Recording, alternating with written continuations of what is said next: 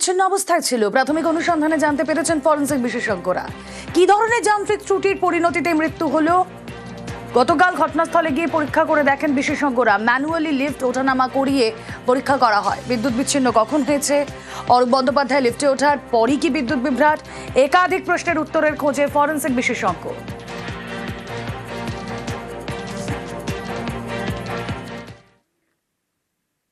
আর এদিকে 3 বছরের শিশুর নাকের ভেতরে বেলুন, অসুস্থ শিশুকে চিকিৎসা না করিয়ে ফেরানোর অভিযোগ কোচবিহার জেলা হাসপাতালের। পরবর্তীতে অপারেশন করে প্রাণ বাঁচালো আলিপুরদুয়ার একটি গ্রামীণ হাসপাতাল।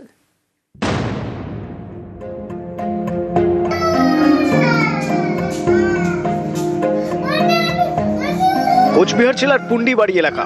এখানকার একটি পরিবারের ছোট শিশু কন্যা, বয়স 2 বছর 9 মাস। বুধবার সন্ধে বেলুন নিয়ে খেলা করছিল শিশু। হঠাৎ নাকের ভিতরে ঢুকে যায় বেলুনের একটি অংশ, ফলে নিঃশ্বাস নিতে সমস্যা হচ্ছিল। তড়িঘড়ি শিশুকে নিয়ে যাওয়া হয় স্থানীয় পুন্ডিবাড়ি স্বাস্থ্যকেন্দ্রে। অবস্থার অবনতি দেখে স্থানান্তরিত করা হয় কোচবিহার জেলা হাসপাতালে।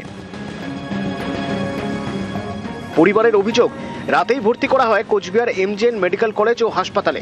এক্স-রে করা হয়। পরিবারের অভিযোগ, এক্স-রে রিপোর্ট দেখার পর শিশুকে সুস্থ না করেই ফিরিয়ে দেয় কোচবিহার জেলা হাসপাতাল। পরিবারের অভিযোগ, হাসপাতালে পর্যাপ্ত যন্ত্র না থাকায় চিকিৎসা হবে না বলে জানান জেলা হাসপাতালের চিকিৎসক। ওটা খেলা করতেছিল, বেলুনের টুকরো নিয়ে আমার নাকের মধ্যে ঢুকাই দিয়েছিল, ঢুকায় পরে ওটা ভিতরে চলে গেছিল।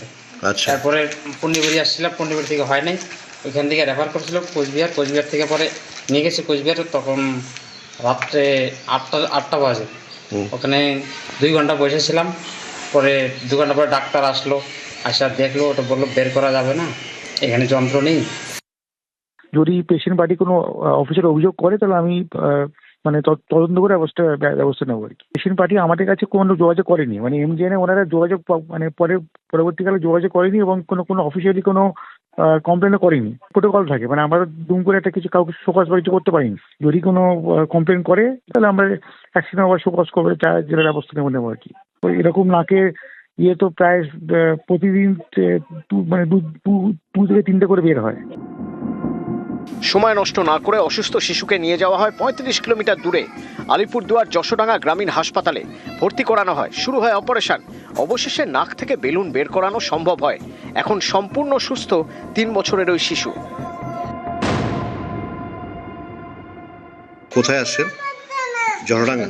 আচ্ছা, এখন কি পরিস্থিতি আছে আপনার বাচ্চা? এখন ভালো আছে, সুস্থ। বেলুনটা কি বের হয়েছে?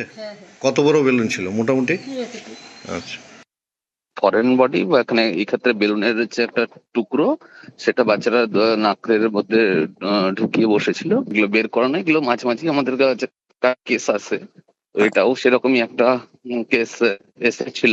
খুব জটিল সেটাও বলবো না, এটা যে মানে বিশাল কিছু এর লাগে সেরকম ব্যাপারটা অবশ্যই নয়। ঠিক আছে, তো ইন্ডিয়ান হাসপাতাল থেকে রেফার হয়েছে কিনা সেটা যতক্ষণ না তার কোনো প্রমাণ পাচ্ছি, তাই এই ব্যাপারে কিছু বলতে পারবো না। আলিপুরদুয়ার থেকে রাজকুমার কর্মকারের রিপোর্ট, নিউজ 18 বাংলা।